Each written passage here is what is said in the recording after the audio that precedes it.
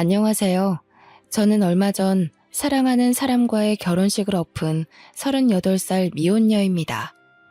결혼 생활을 해보기도 전에 예비 시댁과 문제가 생겼고 그걸 해결할 수 없어서 결국 연을 끊게 되었는데요. 구체적으로 따지자면 저와 시댁 문제라기보단 친정 엄마와 예비 시모의 대립 때문이었죠. 이 두 분이 사돈이 되기도 전에 서로 의가상에 돌아설 수밖에 없었던 이유가 솔직히 다소 유치합니다. 여기 사연들을 보니까 훨씬 괴롭고 기상천외한 일들이 많더군요. 제 글이 상대적으로 별일 아닌 것처럼 보일지 모르겠던걸요.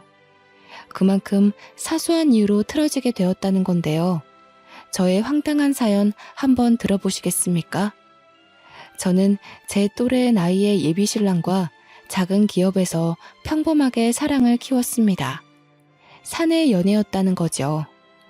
태생부터 날씬했던 저와 달리 예비신랑은 선천적으로 덩치가 있는 사람이었는데 동그란 덩치와 어울리게 상당히 순둥하고 귀여운 성격을 가지고 있었어요. 제가 빠지게 된 매력 중에 하나였죠. 곰돌이 같은 남자를 좋아한 제게 예비신랑은 안성맞춤이었고 그래서 제가 먼저 접근하여 만나게 된 거예요. 예비신랑은 쑥스러움도 좀 많았는데 적극적인 제 표현을 늘 부끄러워하더라고요.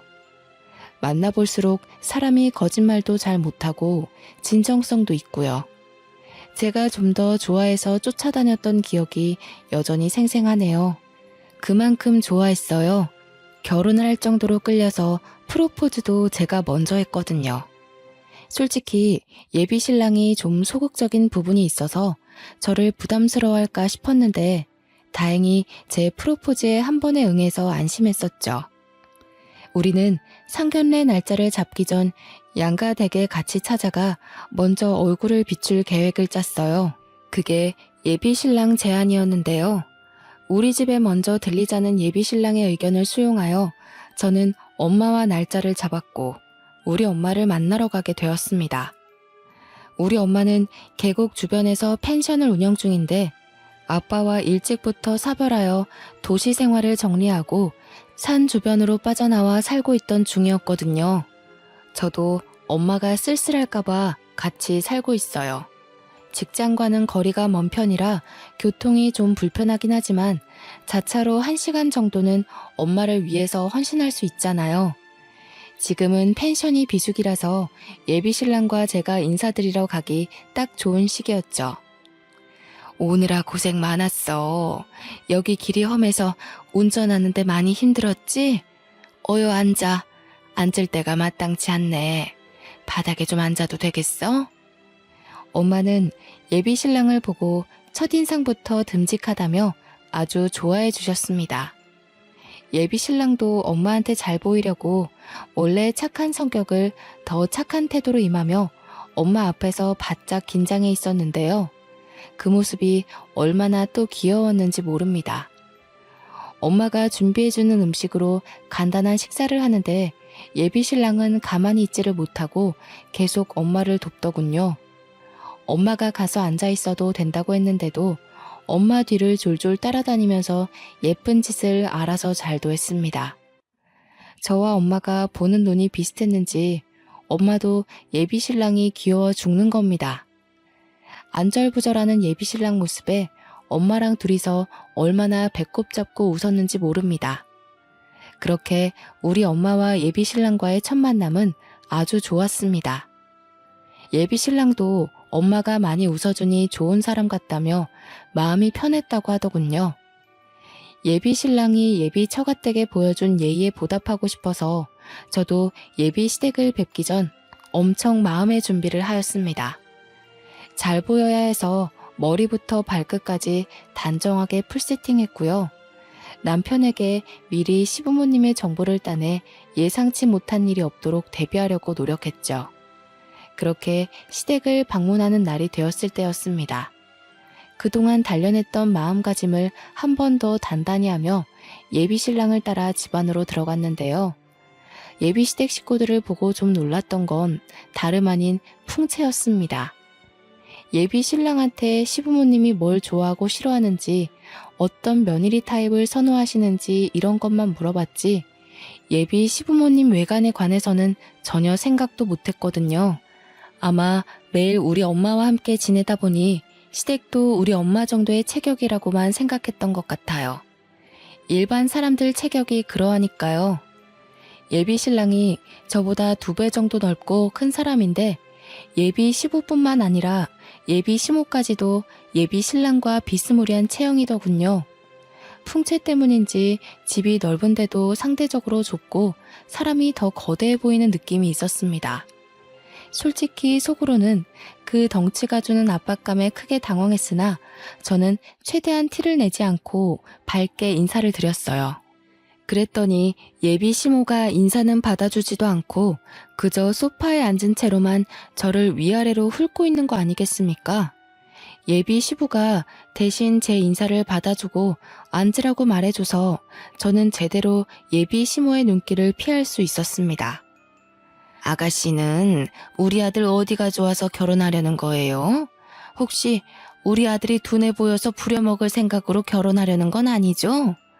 저 착한 애 머슴처럼 옆에 끼고 살면서 결혼 생활 편하고 싶은 마음에 이 결혼하려는 거면 잘못 생각한 거라고 말해주고 싶네요.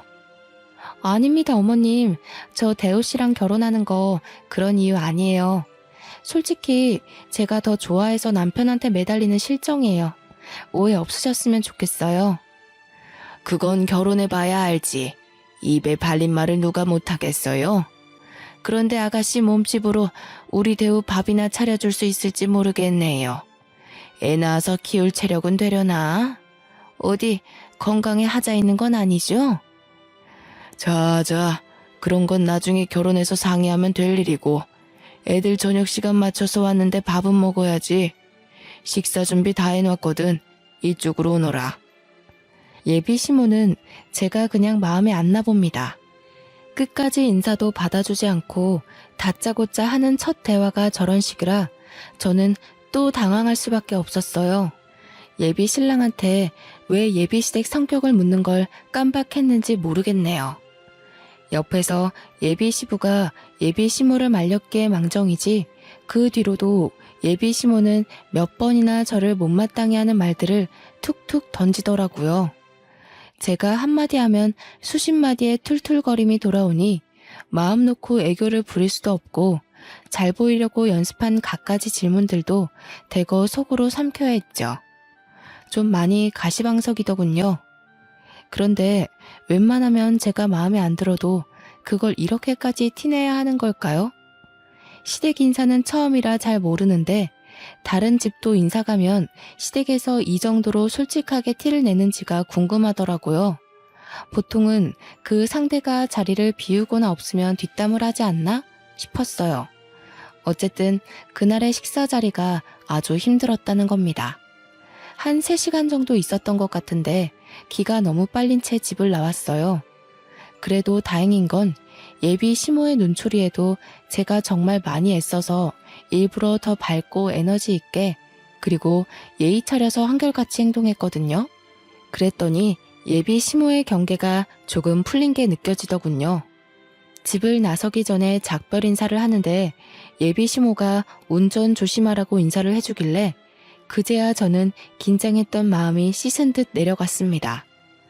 본래 성격이 좀 퉁명스러운 편이신 것 같더라고요. 자기 아들의 배우자가 될 사람을 보는 거라서 저렇게 나를 세운 거라고 봐요. 예비 신랑은 그날 저를 집에 데려다 주면서 엄청 사과를 하더라고요. 식사하는 내내 눈치를 보더니 자기 엄마 성격을 말 못해준 게 미안해서 그랬나 봅니다. 그러면서 하는 말이 우리 엄마가 원래 뭐든 좀 부정적으로 생각해. 다 의심하고 불평하고 좀 그래. 미안해. 미리 말해줬어야 했는데. 당황스러웠지? 너무 상처받지는 말았으면 좋겠어. 엄마가 말을 예쁘게 못해서 그렇지. 계속 지내다 보면 자기한테도 시엄마로서 잘할 거야. 괜찮다니까 그러네. 이런 사람들 있으면 저런 사람들도 있는 거지. 나도 직장 생활 해봐서 알잖아. 그런 분들은 자기도 모르게 나오는 행동들이라서 다 이해해. 어머님도 본래 그런 분은 아니신 것 같던데. 우리 나올 때 인사 받아주는 거 못 봤어? 이런 식으로 차근차근 풀어가면 될 거야. 저와 예비신랑은 끼리끼리 만난다는 말을 많이 들었는데요. 예비신랑 인품이 순둥한 것처럼 저 또한 배려심 깊고 마음 따뜻하다는 칭찬 많이 들었어요. 이런 제 성품은 온전히 엄마로부터 물려받은 성격이라고 해도 과언이 아닌데, 엄마가 늘상 입버릇처럼 제게 하던 말이기 때문에 이렇게 이해심 깊은 사람으로 자랄 수 있었던 거예요. 니네 아빠가 늘 하는 소리가 있는데 절대 사람을 겉모습 보고 판단하지 말라는 거야. 이런 사람이 있으면 저런 사람이 있고, 이렇게 생긴 마음이 있으면 저렇게 생긴 마음도 있을 수 있는 거지. 내가 이해할 수 없는 사람이라고 해서 그 사람을 나쁘다고 할 수는 없어. 세상에서 제일 나쁜 사람이 어떤 사람인 줄 아니? 나의 소중한 것을 함부로 여기는 사람. 아빠라는 사람은 제가 너무 어릴 때 돌아가셔서 어떤 사람인지 잘 몰라요. 늘 엄마 입으로 들어서 아빠는 이런 사람이구나 하고 이미지를 상상했을 뿐이었죠. 제 생각이 맞다면 아마 아빠도 엄마처럼 좋은 사람이었을 거라고 봅니다. 양가 댁을 다녀오고 난 후 바로 다음 달 저희는 상견례를 잡기로 했습니다. 어차피 결혼식은 연말이었고 다른 준비는 차차 하면 되었거든요. 어른들께 인사드리는 건 최대한 빨리 하는 게 예의라고 보고 서로 날짜 되는 날을 찾다 보니 다음 달이 가장 빨랐죠. 저희는 양가 부모님께 약속 정보를 알려드린 후 분위기 괜찮은 일식집에서 상견례를 하게 되었습니다. 저희 엄마는 펜션을 운영하기 때문에 평소 편한 옷차림만 즐겨 입었는데 이번에 상견례를 위해 제가 옷 한 벌 맞춰줬는데요. 엄마랑 같이 손수 백화점까지 가서 구매한 브랜드 옷인데 그 옷을 입어봤을 때 직원들이 저희 엄마 보고 모델 같다고, 너무 날씬하고 예쁘다고 엄청 칭찬해 주더라고요. 제가 봐도 엄마는 참 곱게 나이가 드셨어요. 험한 펜션 일을 하는데도 피부가 고우시고 주름도 나이에 비해 적었거든요. 외가 쪽이 대부분 다 피지컬이 좋은데 이런 것도 유전인가 봐요. 저도 엄마를 닮아 옷에 좋다는 소리는 좀 듣고 살았답니다. 엄마는 오랜만에 걸쳐보는 예쁜 옷을 입고 좋아라 했어요. 아무리 편한 옷을 선호한다고 해도 엄마도 여자잖아요. 우리 여자들은 예쁜 옷 보면 설레는 희한한 DNA가 있지 않습니까? 비록 이 예쁜 옷을 한번 입고 말지 모르나 저와 직원들이 진심으로 칭찬하자 엄마는 기분 좋아서 그 옷을 골랐죠. 칭찬받는 걸 쑥스러워하는 엄마가 문득 소녀같이 예뻐서 저까지 기분이 좋았던 쇼핑이었습니다. 예비 시댁의 경우도 저희와 비슷한 형편으로 평범하게 산다고 들었는데요. 그날 상견례 자리에서 본 예비 시모의 모습을 아직도 잊을 수가 없어요. 단정하게 연분홍색 투피스를 입은 엄마와 달리 예비 시모의 차림새는 분에 넘치도록 엄청 화려했거든요. 처음에 보고 인사드리는 것도 깜빡했을 정도로 엄마와 저는 잠깐 넋을 놓았습니다. 보통 상견례에서 삐까뻔쩍하게 하고 나타나진 않지 않나요? 예비 시모는 누가 봐도 나 돈 많아요, 이런 걸 티내고 싶은 사람처럼 입고 왔더라고요. 상견례 복장에 정답은 없다만 다소 당황스러웠어요. 예비 신랑도 외동, 저도 외동이라 상견례 자리는 꽤 단촐했습니다. 그래도 장소가 장소인지라 휑한 분위기는 아니었어요. 그렇게 바로 음식들이 들어오고 약간은 어색한 관계에서 예비 시부의 말로 자연스레 물꼬를 텄습니다. 펜션을 한다고 들었습니다. 성수기가 지나서 지금은 쉬엄쉬엄 하고 계신 거죠? 그것도 성수기 되면 만만하게 볼 게 아니더라고요. 아, 예. 지금은 좀 괜찮은데 성수기 때는 정말 말도 못해요. 계곡 오는 사람들이 얼마나 많은지 매년 놀란다니까요. 언제 한번 펜션 놀러 오세요. 제대로 대접하겠습니다. 예비 시부와 엄마는 사돈끼리 주고받을 만한 안부를 전하면서 조금은 어색한 기운을 거두려 애썼는데요. 정확히는 예비 시모 빼고 모두가 자리의 분위기를 위해 서로 조심하고 있었죠. 그러나 예비 시모가 뛰어들면서 상견례의 잔잔한 분위기가 큰 파동을 치기 시작했습니다. 이제 뭐 식구가 될 사이니까 한마디 해도 되겠지요, 사부인? 처음 볼 때부터 느낀 건데 우리처럼 나이 있는 사람들은 이렇게 어느 정도 풍채가 있어야 해요. 그렇게 말하면 없는 사람 소리 들어요. 저는 순간 이게 뭔 의미인가 싶었어요. 그건 엄마도 마찬가지인 것 같더라고요. 엄마가 대답을 않고 예비 시모의 말뜻을 최대한 좋게 돌려서 생각하고 있는데 예비 시모의 말이 바로 뒤따랐습니다. 딸도 삐쩍 말라서 애 낳을 힘이나 있는지 모르겠다고 생각했는데 사부인 보니까 집안이 다 이렇게 빈약한가 보네요. 세약이 될 애야 뭐 아직 젊으니까 감안할 수 있지만 안사돈께선 신경 좀 쓰셔야겠어요. 요즘엔 다 늙은 사람이 살없이 그렇게 홀쭉하면 뒷소리 나와요. 아, 펜션 비수기라서 장사가 좀 어려우신 거예요? 힘들어서 그러신가? 예비 시부가 말려서 예비 시모가 입을 다물긴 했다만 예비 시모가 우리 엄마 몸매를 지적했다는 건 이 공간 안의 사람들이 전부 이미 명확히 들은 사실이 아닙니까? 우리 집안이 그렇게 막 마른 체형은 아닌데 예비 시댁과 함께 있으니 상대적으로 우리 집안이 삐쩍 말라 보이긴 했어요. 그렇다 해도 첫 만남에 이런 노골적인 멘트는 좀 실례 아닌가요? 그보다 예비 시모보다 저희 엄마가 한 살 더 많거든요. 나이로 유치하게 굴고 싶지 않은데 예비 시모가 매너 없이 나오니까 제 마음이 약간 삐뚤어지더군요. 아니나 다를까 예비 시모 빼고 예비 신랑과 예비 시부는 이미 가시방석인 표정이더군요.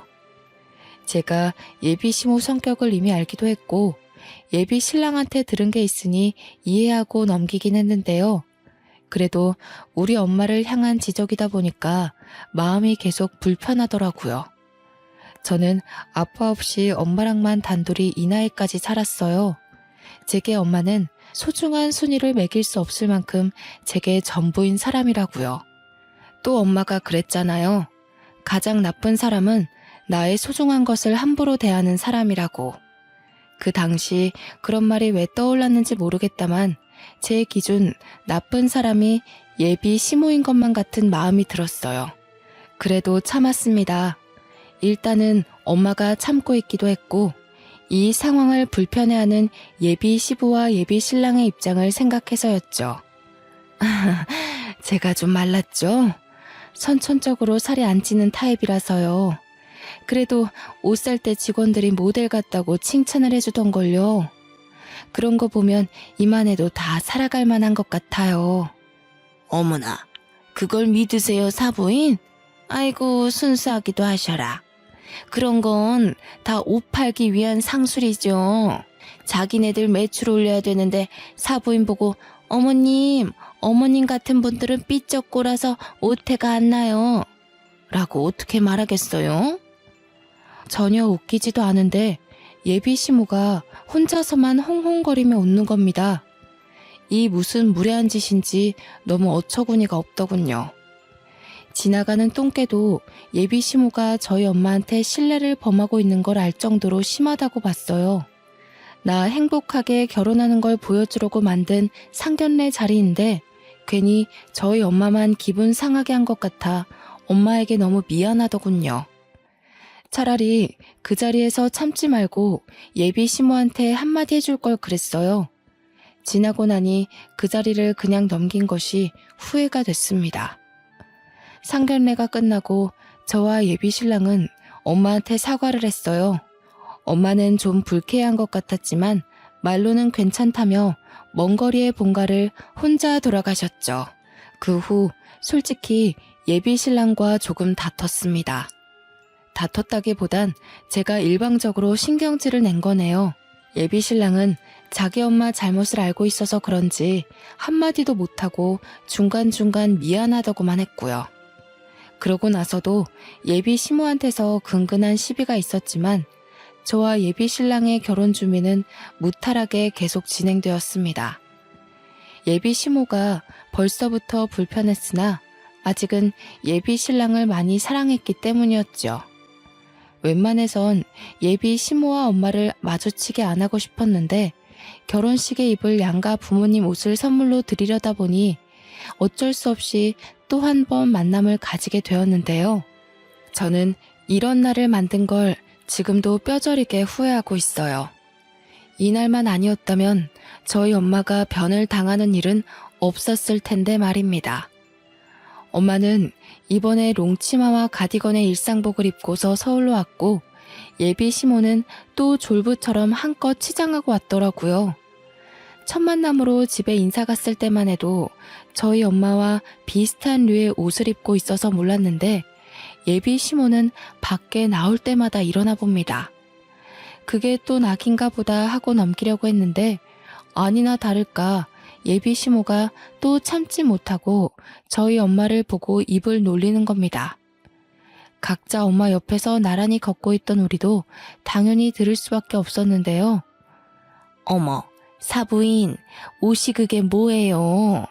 안 그래도 홀쭉한 사람이 그렇게 추리한 옷 입으니까 정말 없어 보이잖아요. 제가 지난날 뭐라고 했습니까? 우리처럼 늙은 사람들은 살집이 있어야 한다니까요. 예, 압니다. 그런데 뭐 보이는 게 중요한가요? 안사돈께서도 아실 거 아니에요?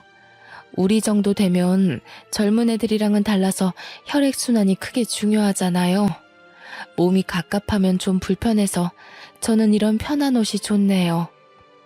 저희가 목적지에 도착할 때까지 예비 시모는 계속 자신과 우리 엄마를 비교하면서 엄마의 외관을 계속 지적질했습니다.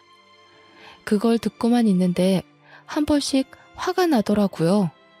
솔직히 예비 시모 몸매가 누구를 지적할 만큼 훌륭하지 않거든요. 자꾸 우리 엄마 보고 말랐다고 뭐라 하는데 예비 시모야말로 그 몸집이면 비만 클리닉에 등록해야 할 정도라고요. 저와 엄마는 일이 커질까봐 참고 있는 거지 절대 예비 시모의 말이 맞아서가 아닌데 예비 시모는 끝을 모르고 자꾸 자기 몸매를 내세우기만 했어요. 왜 자꾸 고나리질을 저희 엄마한테 하는 건지 도통 예비 시모의 의중을 모르겠더군요. 저는 예비 시모 말이 듣기 싫어서 엄마를 데리고 여성 정장을 보러 들어가 버렸습니다. 직원의 안내를 받고 엄마는 옷을 입어보기 시작했는데 예비 시모랑 예비 신랑이 멀찍이서 옷을 둘러보기만 하며 궁시렁대고 있더라고요. 엄마가 피팅룸에 있는 참에 저는 둘에게 다가갔죠. 어머님, 옷 좀 골라보셨어요? 어머님도 하나 골라서 디자인 한번 맞춰보세요. 저쪽에 거울 있거든요. 마음에 드시는 거 몇 개 골라주시면 저희가 봐드릴게요. 안 그래도 말할 참이었는데 요새 누가 이런 걸 입니? 촌스럽게. 이런 거 다 옛날식이야. 어쩜 이렇게 입고 싶은 스타일이 하나도 없을까? 보기 좋게 한복이나 한 벌 맞추면 될 걸 무슨 정장을 입는다고 유난인지 모르겠네. 너희 엄마는 정장이 좋다니? 한복을 입어야 삐쩍 마른 몸이 좀 가려질 텐데. 예비 시모야말로 한복으로 몸매를 가리고 싶었던 게 아닐까요? 입고 싶은 스타일이 없는 게 아니라 입을 수 있는 스타일이 없는 거 아닐까요? 저는 알고 있었어요. 예비 시모 사이즈를 맞추려면 어딜 가나 맞춤 정장을 해야 한다는 걸. 어쩔 수 없으니 그렇게 해줄 생각이었는데 예비 시모는 자꾸 다른 데 가보자고 하더라고요. 한복 매장 없냐면서요. 그래도 한 번 더 꼼꼼히 골라보라고 겨우 어르고 달래고 있었는데 마침 저희 엄마가 피팅룸에서 나왔더군요. 직원들이 먼저 보고 난리가 난 바람에 저희도 다 돌아보게 되었어요. 어머님, 완전 모델이세요. 비율 너무 좋으십니다.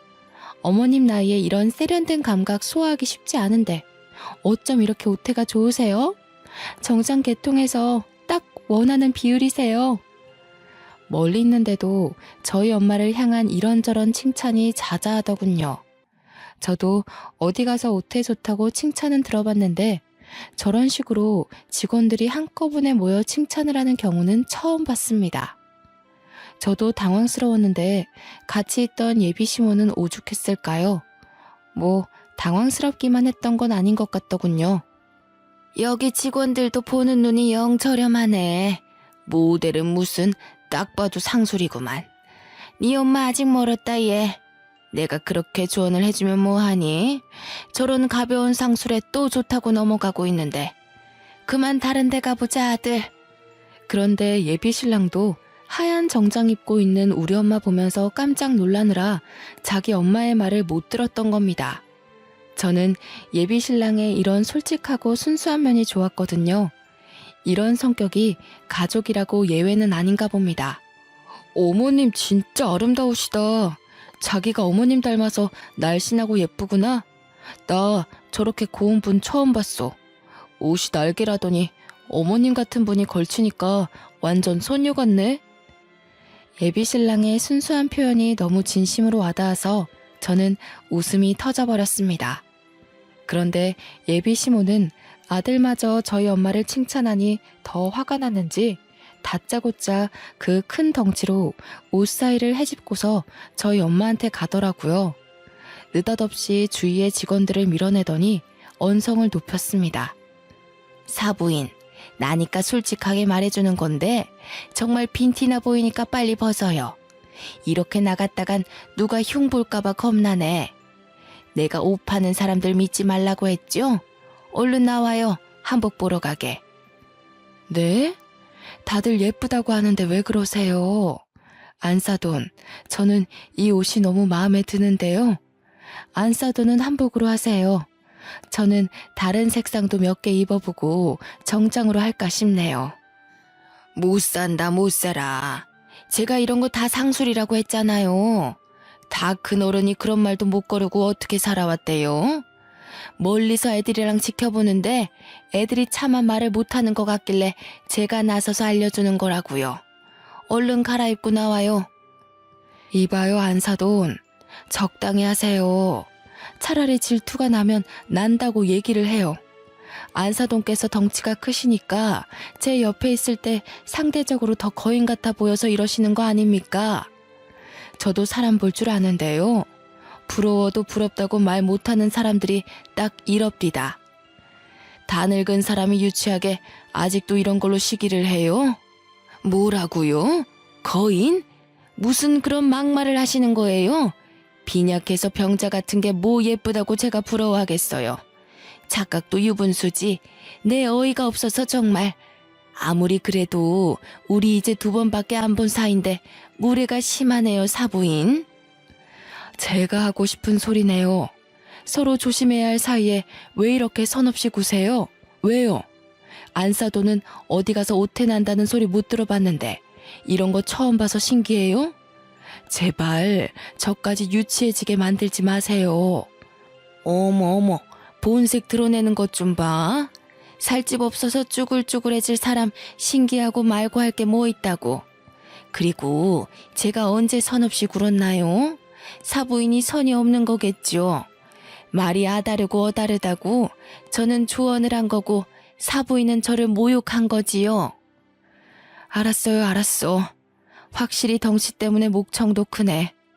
공공장소니까 직원들 곤란하게 하지 말고 소란 그만 피웁시다. 아가씨, 이 옷 마음에 드네요. 그냥 이걸로 할게요. 엄마가 예비 시모를 무시하며 직원에게로 말을 돌리는데 일이 거기서 멈췄다면 우리 결혼이 말아먹진 않았을까요? 예비 시모는 쪽팔렸던 건지 억울했던 건지 얼굴을 확 붉히면서 자기를 돌아선 엄마의 어깨를 밀어버렸습니다. 말 그대로 말라서 힘이 없던 저희 엄마는 그 큰 덩치가 주는 파워에 못 이겨 휘청하고 엉덩방아를 찢고 말았죠. 제가 봐도 너무 사정없이 넘어가 버린 모양새였죠. 너무 놀랐던 저는 급하게 쫓아갔고 뒤따라온 예비 신랑도 예비 시모를 말렸어요. 저희 엄마는 넘어진 부위가 아픈지 몇 번을 앓다가 얼굴이 빨개져서 이게 뭐 하는 짓이냐고 소리를 질렀는데요. 거기다 대고 예비 시모가 하는 말이 참 기가 막히더군요. 아이고 꽃이네. 그렇게 말라깽이처럼 삐쩍 마르니까 중심도 제대로 못 잡고 넘어지는 거예요. 좀만 더 나이 먹으면 걸어 다닐 수는 있겠어요? 나중에 10년 있다가는 요양병원에서 휠체어나 타셔야겠는데? 옷이 이쁘면 뭐하나? 사람이 다리도 튼튼하고 체격이 있어야지. 다친 사람 앞에서 저런 말을 할 수 있다는 게 저는 무척 충격이더라고요. 심지어 지금 예비 신부는 가해자예요. 그런데 끝까지 자기의 잘못을 자각하지 못하고 엄마를 계속 지적하네요. 직원들도 이런 상황을 처음 봤는지 충격으로 놀라서 말을 잃은 것 같더군요. 모두가 나서서 급하게 저희 엄마를 부축해 주는데 엄마 상태가 생각보다 많이 안 좋아 보였습니다. 평소에 남의 도움받는 걸 마다할 만큼 씩씩한 엄마가 중심을 못 잡고 안 되겠다며 다시 주저앉아 버리더라고요. 꼬리뼈랑 허리가 너무 아프다고 하는데 다리에 힘이 쭉 빠져서 나중에는 앉아있는 것도 못하고 들어 누우셨습니다. 백화점 바닥이 대리석으로 되어 있기도 했고 피팅룸 주변에 낮은 선반들이 많았기에 잘못 부딪히면 골절될 만큼 위험한 환경이긴 했거든요. 저는 너무 놀래서 바로 119를 불렀어요. 그 와중에도 예비 시모는 궁시렁궁시렁 대고 있었는데요. 아이고 사부인, 오바 좀 하지 마세요. 그런 방법으로 나 한번 이겨 먹어보겠다고 그러는 것 같은데 산구석에서만 살아서 잘 모르나 봐요. 그런 것도 다 옛날식이에요. 좀 그만하세요, 어머님. 사람 다쳤는데 그런 식으로밖에 말씀 못하세요? 어머님 때문에 저희 엄마 다친 거잖아요. 어머님 덩치가 그렇게 사정없이 밀어버리면 세상 어느 사람이 안 다치겠어요? 도무지 참을 수 없어서 저 한마디 했거든요. 예비 시모가 제 버르장머리까지 논하면서 뒷목을 잡더군요. 그때 머지않아 구급대원 들어와서 엄마를 살피며 들것에 실었어요. 함께 있던 예비 신랑은 얼굴이 새하얗게 질리더니 지 엄마 등짝을 퍽퍽 때리는 겁니다. 예비 시모도 그때는 조금 큰일인가 싶었는지 구급대원한테 뭐냐고 진짜 다친 거냐고 슬쩍 묻는 겁니다. 저는 따라오겠다는 예비 신랑한테 화를 내면서 너네 엄마나 챙겨서 집에 가라고 해버렸습니다. 그렇게 근처 대학병원 응급실에 급하게 왔는데요. 엑스레이랑 간단한 검사를 마치고 의사를 대면했는데 의사가 꼬리뼈 골절이라고 하네요. 근육도 놀래서 이완주사랑 함께 약도 처방해주고 통증도 심할 테니 입원하고 누워만 있는 게 좋겠다고 해서 당일 입원 수속도 밟았습니다. 그리고 정신없어서 몰랐는데 엄마 머리까지 혹이 생겼더라고요. 아마 넘어질 때 머리도 부딪힌 것 같았어요. 그래서 추가로 MRI 검사까지 마쳤습니다. 그런데 저희 엄마가 진통제를 맞아도 꼬리뼈를 너무 아파해서 그 부분을 여쭤봤더니 의사는 아무래도 선천적으로 뼈가 약한 분이다 보니 충격에 더 영향을 많이 받았을 거라고 나중에 경과보고 수술이 필요할 수도 있다고 하지 뭡니까. 저희 엄마 정말 건강하게 지내셨거든요. 혹시 자기가 저한테 짐이라도 될까봐 늘 건강관리를 해오시던 분이었어요. 한 번도 수술대 근처를 갈 일이 없던 게 저희 엄마인데 생판 남이나 마찬가지인 예비 시모 때문에 엄마 건강에 적신호가 생겼다고 하니까 참을 수 없이 화가 나더군요. 주체할 수 없는 분노에 예비 신랑한테 당장 전화했습니다. 우리 엄마 꼬리뼈 골절됐어. 넘어지면서 행거 쪽에 머리 부딪히는 바람에 혹도 생겼다고. 나 더는 못 참겠거든? 우리 엄마 이렇게 만든 사람 심으로 모실 생각 없고 너랑 결혼 안 할 거니까 네 엄마한테 전해. 폭행죄로 고소할 테니까 경찰서 갈 준비하라고. 자기야, 제발 진정해. 내가 잘못했어. 우리 엄마가 그렇게까지 나갈 줄 몰랐는데 미안해. 내가 진작에 막았어야 하는데. 아니 장모님이랑 뵙기 전에 내가 엄마한테 주의를 줬어야 하는 건데. 다시는 우리 엄마가 장모님한테 아무 소리 못하도록 만들게. 제발 결혼 안 하겠다는 말은 하지 마. 내가 너를 몰라서 하는 소리겠어? 넌 네 엄마한테 꿈쩍 못해. 지난번에 보니까 니네 아빠도 니네 엄마한테 꼼짝하시던데? 내가 뭘 믿고 그 집안에서 살겠어. 차라리 나를 다치게 하지. 난 우리 엄마 손대는 사람이랑 더는 상종하고 싶지 않아.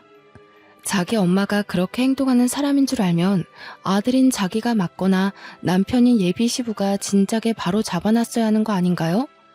예비 시모가 대놓고 우리 엄마를 모욕하는 걸 둘 다 지켜보고만 있었잖아요. 이건 착한 걸 떠나서 비굴한 거라고 봐요. 저딴 식으로 남들한테 피해주면서 자기 자존심 세우는 인간 말종인 아줌마나 그걸 말리지 못해 전전긍긍하며 기죽어 사는 남편이나 그걸 그대로 보고 자랐을 아들이나 다 결국엔 같은 근본일 거란 생각이 들더군요. 저도 저지만 저희 엄마를 저런 집안과 사돈 맺게 할 수 없었습니다. 저는 엄마한테 쉬고 있으라고 한 뒤 백화점에 찾아가서 아까 매장 CCTV 영상 좀 보여달라고 했어요. 마침 사각지대도 아니었고 백화점이라서 CCTV 구도가 다방면으로 잘 되어 있더라고요. 그 화면에는 예비 시모가 우리 엄마 어깨를 밀어버린 게 적나라하게 나와 있었고 저는 그대로 휴대폰으로 찍어서 경찰서에 신고해버렸습니다. 폭행죄로 신고했더니 예비 시모는 조사받는 중이고 함께 따라온 예비 신랑은 저를 보자마자 무릎 꿇고 사정을 하기 시작하더군요. 자기야, 내가 이렇게 빌게. 제발 우리 엄마 좀 살려줘. 내가 평생 장모님 모시면서 효도할게. 우리 결혼하면 친정 가서 지내자, 응? 한 번만 더 장모님 소리 하기만 해봐. 당신 입에서 장모님 소리 들으면 네 엄마가 내 시엄마 된 기분이라서 별로거든? 제가 왜 봐줘야 합니까? 감히 우리 엄마를 다치게 했는데 이게 무릎 한번 꿇는다고 될 일인가요? 나이 먹고 제일 약한 곳이 허리라는데 살면서 척추가 하는 기능이 얼마나 비중이 큰데 이러다가 허리 쪽으로 만성 통증 생기면 어쩌려고 그런 생각 없는 짓을 했답니까? 저희 엄마 평생 허리 치료하면서 주기적으로 병원 다녀야 할지도 몰라요. 자기 엄마가 큰 잘못을 했으면 인정하고 벌을 받게 해야지. 우리 엄마 상태 들여다보지도 않고서 무작정 자기 엄마 걱정만 주구장창하는 건 무슨 경우랍니까? 생각할수록 기가 차서 합의해달라는 예비 신랑의 꼴까지 보기 싫더라고요. 근데 더 기가 막힌 건 예비 시모의 태도였습니다. 아들아, 당장 일어나지 못해? 뭘 잘못했다고 무릎을 꿇어? 무릎 꿇을 가치가 없는 것들이야. 어디 젊은 것이 못된 것만 배워서 지 시엠이 될 사람을 경찰에 신고한단 말이니? 너는 이런 여자 뭐가 좋다고 아직도 결혼 타령이야? 말은 바로 하지 아줌마. 무릎은 아들이 아니라 아줌마가 꿇으셔야죠. 아직도 상황 분간 안 되세요? 우리 엄마 지금 수술해야 할지도 모르거든요. 제가 조만간 진단서 떼서 제출할 건데 그럼 아줌마 폭행죄로 안 끝나요. 상해죄로 더 큰 처벌 받는다고요. 아줌마? 기가 차서 정말. 니네 엄마가 홀쭉해서 뼈 부서진 걸 왜 내 탓하니? 그래서 내가 평소에 살 좀 찌우라고 한 거야. 다 늙은 지엠이 건강 생각해줬으면 고맙다고 엎드려서 절이나 할 것이지. 버르장머리 없게. 뭐가 그렇게 잘나서 자꾸 자기 몸매 과시하는지 모르겠는데요. 아줌마 건강이야말로 급해 보이거든요.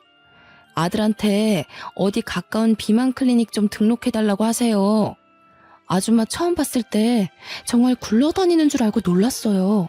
솔직히 제가 본 사람 중에 아줌마가 제일 뚱땡이거든요. 조금 유치해 보일지라도 그게 예비 시모한테 잘 먹히는 것 같아 저는 더 유치하게 몰아붙였어요. 그랬더니 지켜보던 형사님들이 몇 분 웃으시더라고요. 예비 시모 얼굴은 이미 빨개질 대로 빨개졌고요. 경찰서에서 가장 우스운 다툼을 한 뒤 며칠이 지났는데요. 제가 엄마 간병하는데 일주일이나 지나서야 예비 신랑이랑 예비 시모랑 예비 시부가 사과하기 위해 얼굴 비추러 왔더군요. 그동안 일부러 오라고 독촉도 안 했어요. 어차피 고소 취할 생각도 없고 제가 굳이 나서서 골칫거리를 끌고 올 필요가 없었으니까요. 찾아왔길래 꼴도 보기 싫어서 인사도 안 했더니 머뭇거리고 있던 예비 시모 옆에서 예비 시부랑 예비 신랑이 사과 안 하냐고 엄청 쪼으더군요. 사과하면 될 거 아니야. 저기 사부인 미안해요. 나는 거기서 그렇게 힘없이 넘어질 줄 몰랐지. 내가 진짜 살짝 밀었거든. 정말 오해야. 내가 뭐하러 사람 다칠지도 모를 짓을 하겠어. 저기 아줌마, 지금 변명하러 온 거예요? 아줌마는 잘못할 의도가 없어졌는데 우리 엄마가 넘어지는 바람에 고소당해서 억울하다. 뭐 그런 얘기가 하고 싶은 거예요? 왜 찾아오신 거예요? 어처구니가 없어서 따져드니까 예비 시부랑 예비 신랑은 아무 말도 못하고 있고 예비 시모만 비죽거려가며 미안하다고 우물쭈물 또 사과를 하는 겁니다. 그때 지켜보던 엄마가 한마디 얹었는데요. 반성 좀 하셨어요? 안사돈께서 잘못하신 건 저를 다치게 해서 고소받은 것만이 아니에요. 상대방을 겉으로 판단하고 조언을 가장해 멸시를 한 거, 그럼에도 잘못을 자각 못하고 목소리 높이는 뻔뻔함, 그게 잘못됐다는 거예요. 다시는 어디 가서 그러지 마세요. 아니 근데 삐쩍 꼴아있는 사람만 보면 이렇게 다치기 쉬우니까 살 좀 찌우라고 한 것뿐이에요. 사부인이 너무 말라서 그렇지 살만 좀 있었으면 이 지경까지는 안 다쳤겠지요. 이 말을 듣고 있던 옆 침대 환자들이 혀를 끌끌 차기 시작했습니다.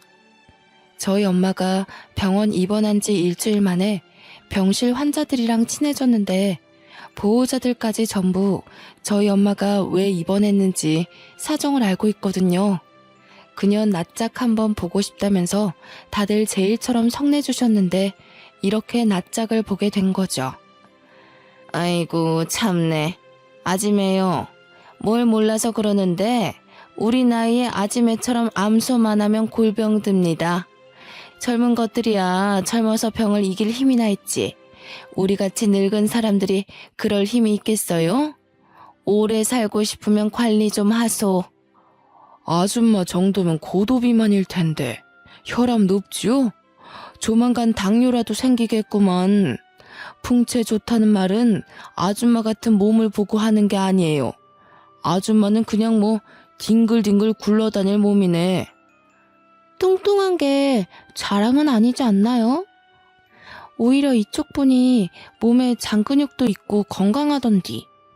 의사 선생님도 이 짝 보고 평소 운동신경이 있는 덕에 이만한 거라고 하더이다. 어이가 없어서 원. 무슨 운동신경이요? 말라 비틀어진 인형같이 쓰러지더니만 참나 웃겨. 아직 상황 파악이 안 되시나 본데 세 분 다 무릎 꿇고 사정해도 모자라요. 형사 고소 들어갔다면서요? 합의 안 되면 벌금 많이 물 텐데. 치료비까지 물어야 돼요. 돈 없으면 징역살이 할지도 모를 판인데 지금 그렇게 장난식으로 사과할 게 아니에요. 돈도 없는 사람들 같구만. 아줌마, 이 병원 오는데 메이커 덕지덕지 얹고 온 거 보니까 돈 많은 척 보이고 싶었나 본데 우리 아들이랑 며느리가 여기 의사거든요. 요즘 돈 많은 사람들 그렇게 안 입어요. 더 감추지. 병실 내 환자랑 보호자분들이 전부 저와 저희 엄마 편을 들어서 적극적으로 공격을 해주는데 너무 속이 시원하더라고요. 아무 말도 못하고 표정 썩어있는 예비 시목골이 참 보기 재밌었어요. 더 할 말 없으시면 나가주시겠어요? 여기 환자분들 안정 취해야 되는데 그 큰 덩치로 입구를 막고 있으니까 보기만 해도 영 피로해서요. 이제 법적으로 해결할 일만 남았으니까 볼 필요도 없을 것 같은데 앞으로 찾아오는 일 없도록 해주세요.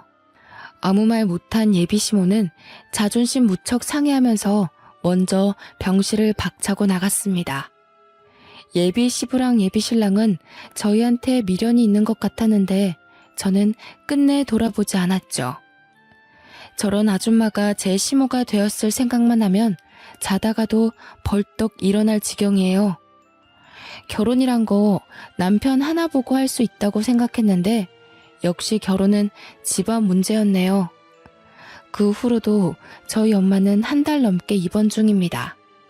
치료비가 점점 늘어나니까 그쪽에서도 안 달랐는지 하루에 한 번씩 전화와서 합의금 점점 높여 부르더라고요. 절대 합의해줄 생각 없어요. 저희 엄마 허리가 하루아침에 일이 망가졌는데 그깟 돈으로 상황 무마시키는 건 말이 안 되니까요. 잘못을 했다면 그 대가가 얼마나 무서운지 느껴봐야 다시는 이런 짓 안 할 거 아닙니까? 진심으로 반성해도 봐줄까 말까인데 돈이면 다 되는 줄 아는 저 신보도 참 마음에 안 드네요. 합의고 뭐고 10년이 걸려도 안 해줄 생각입니다. 제 사연 읽어보니 어떠신가요? 다소 아이들 싸움 같기도 하죠. 저도 예비 시모 같은 유치한 사람 처음 봤거든요. 지나서 생각하니까 이젠 헛웃음이 나오네요. 만약 우리 엄마가 그런 사람이었다면 어디 얘기하기도 쪽팔렸을 거예요. 저주하는 건 아니지만 그 집이 어디와 사돈 맺는 일은 없었으면 좋겠어요. 상대 며느리 집 망할 일 있나? 현재는 엄마는 펜션을 잠시 접고 서울에 전세 하나 얻어서 저와 같이 살고 있습니다. 허리 때문에 무리한 일은 잠깐 쉬기로 했거든요. 엄마 허리가 최대한 나을 때까지 제가 잘 보필하며 지내고 있어요. 다들 사랑에 눈 멀어서 이상한 사람 걸을 수 있는 기회를 놓치는 그런 짓은 하지 마세요. 지금까지 제 사연 읽어주셔서 감사합니다.